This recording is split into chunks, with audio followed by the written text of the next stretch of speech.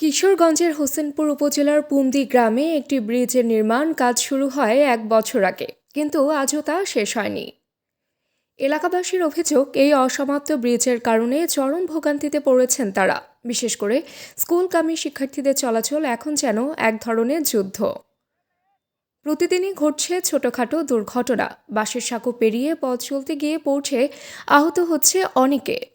হোসেনপুর উপজেলা এলসিডি প্রকৌশলী গালিব মুর্শিদ বলেন, এই ব্রিজের কাজ দ্রুত গতিতে শেষ করার জন্য ঠিকাদারকে বলা হবে, না করলে তার বিরুদ্ধে ব্যবস্থা নেওয়া হবে।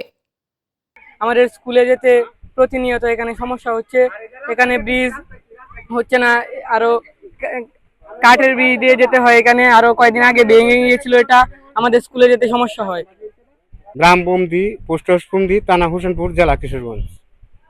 এই ব্রিজটা যে কাজ করা শুরু হচ্ছে, এটা অনেক লোকের ভুক্তভোগী এবং সঠিক জায়গায় ব্রিজ করা হচ্ছে না।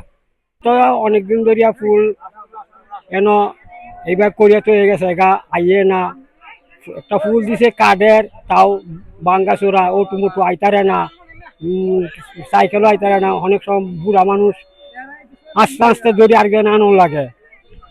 রাস্তাতে বহুত মানুষ যাতায়াত করে। আমাদের 4 নং ওয়ার্ডের লোক যত সব আছে, ওই এই রাস্তাটা একমাত্র স্বাবলম্বন। এই ব্রিজ বর্তমানে শেখ হাসিনা তা অবস্থা 2 বছর গ্যাপ গেছে। এখন যে বর্তমানে সরকার নাই, এখন যে কবে হবে তার কোনো আশা ভরসা আমরা পাই না। এটা কত বছর যাবত হয় এটা আমাদের কোনো নিশ্চয়তা নাই। আমরা আর কি বলবো আপনাদের কাছে, এই আবেদন, এই ব্রিজটা যাতে দ্রুত গতিতে যাতে চালু হয়। চালু হলে আমাদের অনেক উপকার আসবে, একটা রুগী নিয়ে যাওয়া আসা করেন জানা।